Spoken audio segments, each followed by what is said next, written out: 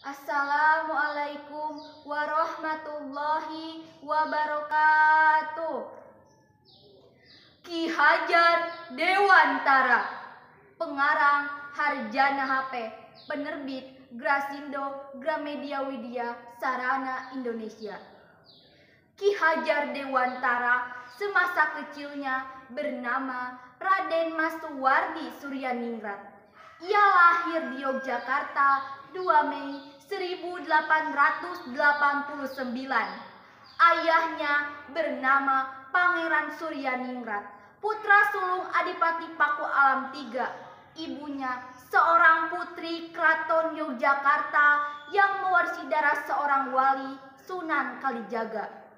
Dari silsilahnya tersebut berarti Suwardi termasuk seorang priai atau ningrat. Meskipun begitu, ia tidak suka dihormat-hormat layaknya seorang bangsawan. Sudah, tidak usah menunduk-menunduk seperti itu. Kita semua ini sama. Iya, tetapi bukankah panjenengan itu putra priai, putra seorang pangeran? Suatu hari, Suwardi dan teman-temannya pergi mengadu layang-layang. Sebelum berangkat, ia tulis layang-layangnya begini: "Siapa yang menemukan layang-layangku, jika laki-laki akan kujadikan saudaraku, jika perempuan akan kujadikan istriku."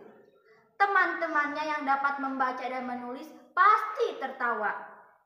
Mula-mula Suwardi bersekolah di ELS, Sekolah Belanda dan Priai. Kemudian melanjutkannya ke Stopia, sekolah dokter di Jawa Batavia. Bersekolah di Stopia, ia tidak tamat karena beasiswanya dicabut oleh pemerintah. Alasannya karena Suwardi yang sering sakit.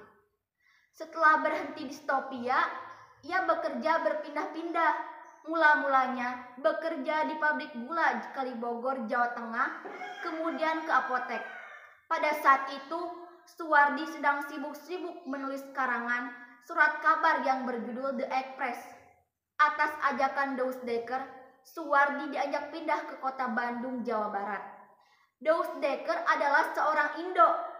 Ayahnya Belanda, ibunya orang Jawa. Meskipun begitu, ia selalu mengaku sebagai orang Jawa, tidak mau mengaku sebagai orang Belanda. Pada tahun 1912, bersama-sama Dr. Cipto Mangunkusumo dan Douwes, ia mendirikan sebuah partai yang disebut Indisi Party. Partai yang didirikan bertiga itu bertujuan untuk mencapai Indonesia yang merdeka.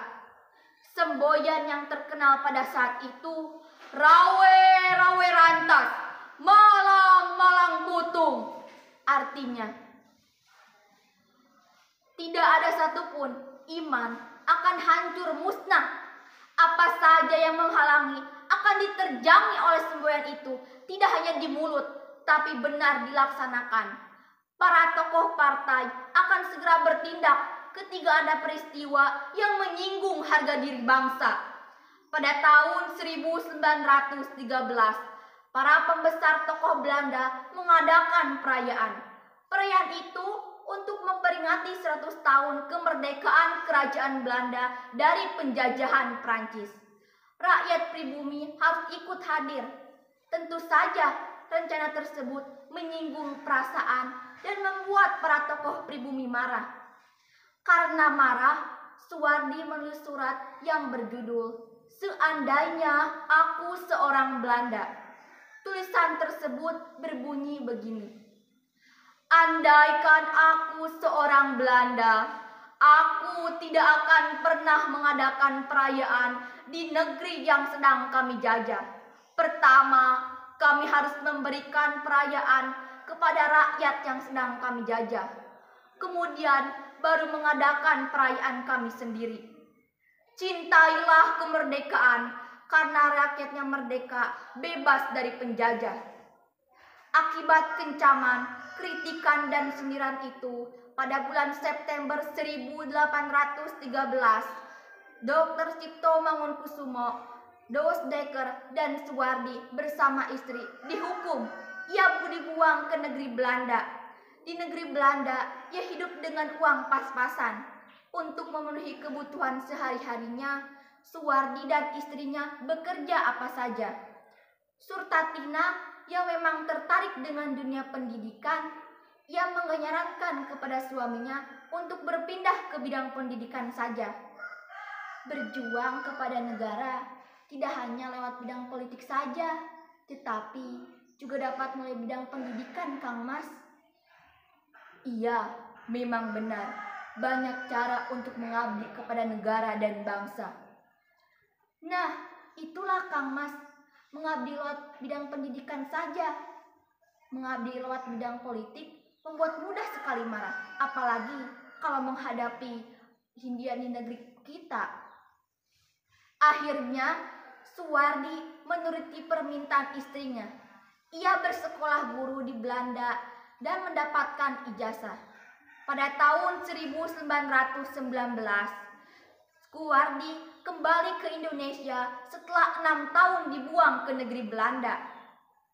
Ia mencurahkan perhatiannya kepada bidang pendidikan. Pada tahun 1922, Suwardi mendirikan perguruan taman siswa. Perguruan itu bercorak nasional, yakni semua siswa diajarkan untuk mencintai tanah air. Semua harus bekerja untuk mencapai Indonesia yang merdeka.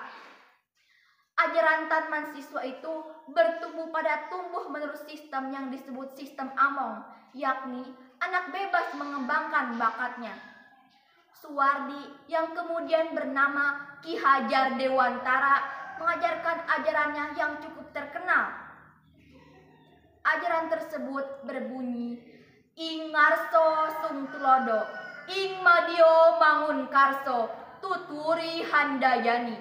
Artinya, seorang pemimpin atau guru bila berada di depan harus menjadi contoh yang baik, bila berada di tengah harus menjadi penggerak, bila berada di belakang harus menjadi pendorong dan pengarah. Rencana tersebut membuat Belanda cemas karena ajaran perguruan taman siswa dianggap berbahaya. Pada tahun 1932, pemerintahan Belanda mengeluarkan peraturan yang disebut Ordonansi Sekolah Liar. Ki Hajar Dewantara sangat marah dengan peraturan ordonansi pemerintahan Belanda. Pada tahun 1945, Indonesia memproklamirkan kemerdekaannya. Ki Hajar Dewantara yang ikut berjuang merasa bangga apa yang dicita-citakan oleh para tokoh pergerakan nasional telah tercapai.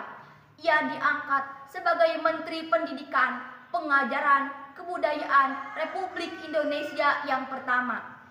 Untuk mengenang jasa-jasanya di bidang pendidikan, Ki Hajar Dewantara diangkat sebagai Bapak Pendidikan Indonesia.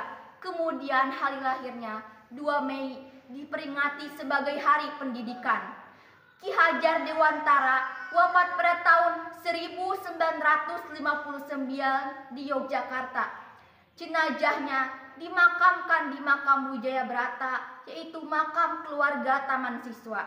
Wassalamualaikum warahmatullahi wabarakatuh.